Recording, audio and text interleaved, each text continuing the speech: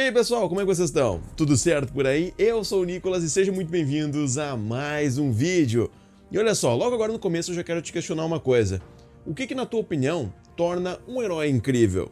Será que é a super força, super inteligência ou a habilidade de se transformar em um monstro verde gigante? Então, na minha opinião, isso sim pode ter alguma relação, mas existe algo que atravessa esses fatores, que ultrapassa tudo isso, sendo então a habilidade do herói conseguir salvar alguém mesmo não estando presente ali. E isso tudo parece estranho e confuso, né? Mas acredite ou não, algumas vezes eu já vim aqui no canal explicar para vocês situações nas quais a gente consegue visualizar muito bem isso. Como por exemplo a história do menino que colecionava Homem-Aranha e também daquela garotinha que morava na rua e durante um dos invernos mais rigorosos de Nova York, ela estava lá, em um beco, sozinha, com a sua casinha de papelão, cheia de jornais e reportagens do herói. E aquelas histórias que tinham a melhor foto do personagem acabavam tendo um reconhecimento maior por parte dela, pois ela até colocava no canto, pro lado onde geralmente ela dormia primeiro. Então ela se recolhia naquela casinha de papelão, olhava para aquelas fotos e, de certa forma, aquela presença do Homem-Aranha nos jornais fazia com que ela tivesse força para conseguir aguentar aquele frio tão forte. E de maneira presencial, o Homem-Aranha também salva as pessoas de diversas maneiras, até das formas mais simples, coisas que a gente não vê acontecendo quando a gente fala de outros heróis, né? Parece que eles não têm tempo para problemas mais urbanos, mais comuns. E com certeza esse é um dos principais fatores que fazem com que o Homem-Aranha seja especial para tantas pessoas, seja inspirador para tanta gente, né? Porque ele vê necessidade em ajudar as pessoas em situações como, por exemplo, um jovem garoto que está fugindo dos maiores lá, que ele está sofrendo bullying e acabam até estragando um projeto de ciências. Qual é seu nome? Jorge. Jorge? Eu sou Homem-Aranha. Ou ajudando senhoras que não moram naquela região a encontrar o caminho para o lugar que elas querem ir. E é sobre isso. Sabe, quando a gente fala o que é um personagem, um herói mais urbano, com certeza o mais humano de todos é o Peter Parker. E hoje, depois de muito tempo, eu tenho orgulho de trazer para vocês uma história que eu procurei por vários e vários meses e eu queria muito ter ela em edição física mesmo, para guardar. E é a história do jovem garoto LaFrance e como o Homem-Aranha conseguiu salvar esse garoto de um mundo muito sombrio e muito, mas muito tenso. E o mais louco de tudo isso é que muitas crianças, muitos adolescentes passam por situações parecidas até hoje.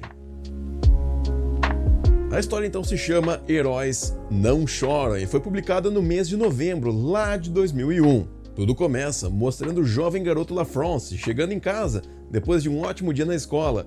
E a gente aqui já percebe que ele não mora num bairro muito seguro, muito tranquilo, porém, ele nem parece dar bola para tudo isso. Ao entrar em casa, ele se depara com a louça suja, na verdade, uma montanha de coisas sujas na pia da cozinha.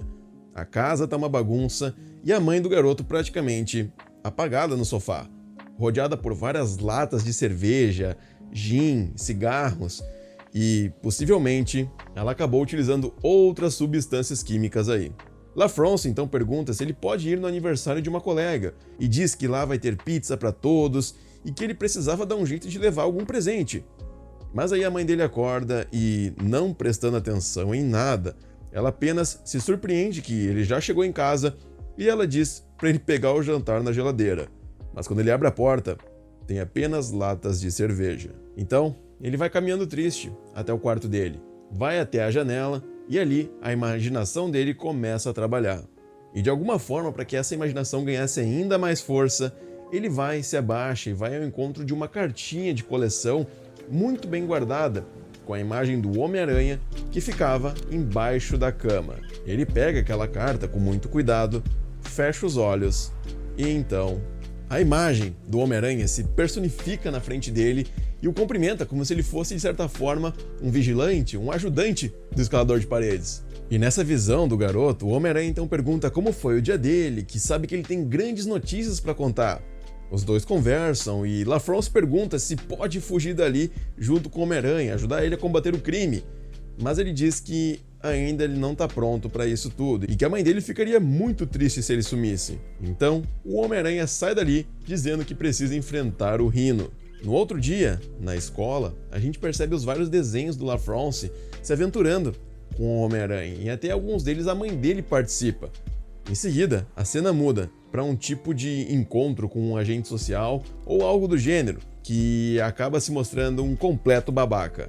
Ele acha estranho o LaFrance ficar desenhando tanto o Homem-Aranha, se aventurando com o Homem-Aranha, e ele fala isso para os próprios tios do garoto, que estão a todo tempo tentando tirar ele daquele bairro perigoso e das mãos da mãe dele, que tá doente, não tem condições, né, para cuidar da criança. E esse agente fala que a situação não tá tão perigosa quanto eles falam, quanto eles imaginam, e que a mãe dele precisa entregar voluntariamente o menino para eles. O tio do garoto, chamado Ray, né, lembra um pouquinho Ben, né, a sonoridade Ray, Ben, lembra um pouquinho, fica indignado com esse agente e diz: pô, será que a gente vai ter que esperar que alguém seja encontrado morto no chão para que tu veja que aquele bairro é perigoso, sendo que já acontecem várias coisas durante a semana, durante vários dias, que provam que aquele lugar não é adequado para uma criança crescer? Tu não tá entendendo do que a gente tá falando? Tu não entende a nossa língua?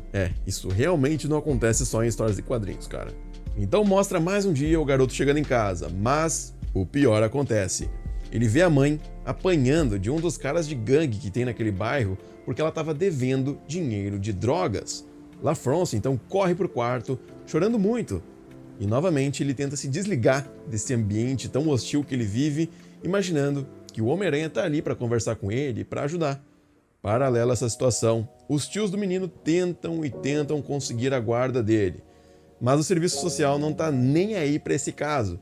Tanto que até mostra um desses caras que de certa forma era para ajudar eles a agilizar esses processos todos, e ele tá lá, indo jogar golfe, bem de boa.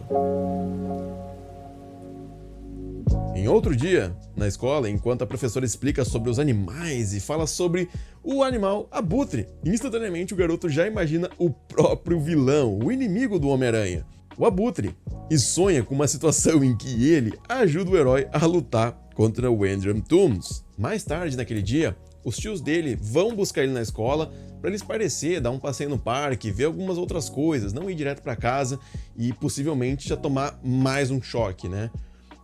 Mas quando ele chega em casa, a situação que anteriormente era horrível, pensa, tu chegar em casa e ver a mãe naquele estado, cara, não desejo isso pra ninguém, e o pior realmente veio. Cara, diversos carros de polícia, ambulância, corpos sendo tirados de dentro do apartamento, e o LaFrance, obviamente, já imaginava o pior. A mãe do LaFrance acabou morrendo, junto com outras pessoas que provavelmente deviam dinheiro para esses bandidos do bairro. E em seguida, a gente também descobre que ela devia mais de 3 meses de aluguel. A tia do garoto, então, fica conversando com o dono do lugar, enquanto ele percebe que tudo que tinha na casa acabou sendo levado para quitar a dívida. E como um flash de esperança, o LaFrance vê lá no quarto dele a cartinha de Homem-Aranha que ele tanto gostava e guardava como se fosse o maior tesouro do mundo, um pouco rasgada. Mas o que importava é que ela ainda estava ali. E esse simbolismo da carta, né, mostrando que ela estava quase rasgada por completo, poderia ilustrar que a alegria do LaFrance, o estado em que ele se encontrava com tudo aquilo, seria de estar quase que destruído por completo por dentro. E então, ele visualiza mais uma vez o herói escalador de paredes. Os dois conversam e LaFrance desabafa, chora e ouve do Homem-Aranha que ele vai ser um grande homem muito em breve, e que ele é forte o suficiente para passar por tudo isso. No fim, vem a grande revelação. O herói tira suas luvas e em seguida a máscara. E a gente percebe que, na verdade, quem era o Homem-Aranha todo esse tempo pro LaFrance era o tio dele, o Ray. E assim, o que a gente percebe ao longo dessa caminhada? Que as diversas coisas que o personagem falava nessa imaginação do LaFrance eram tudo coisas que o próprio tio dele conversava com ele quando eles se encontravam. E aquele personagem incrível que salva a cidade todos os dias poderia ser sim o seu tio, já que essa questão de usar máscara deixa tudo mais subjetivo sobre quem pode estar por trás daquela roupa. Mas então é isso, pessoal, esse é o vídeo de hoje, eu espero de verdade que vocês tenham gostado, e agora eu quero saber o que vocês acharam aqui embaixo na barra dos comentários. Fechou? Lembrando, pessoal, que o link para o grupo do canal no Discord vai estar aqui na descrição. É de graça, tá? Pode ficar tranquilo e já conta com mais de 400 membros. Então, se tu não faz parte, fica aqui o convite. E outra coisa, um favor muito rápido que eu quero pedir pra você, que você me siga lá no Instagram pra ver se a gente consegue bater o mais rápido possível a meta de 10 mil seguidores pra liberar a ferramenta do Arraste Pra Cima. Sério, essa ferramenta vai ser essencial pra conseguir entregar mais e mais os vídeos aqui do canal. Então, eu vou contar com a tua força. Bom, é isso, pessoal. Eu vejo você no próximo vídeo. Um forte abraço e valeu!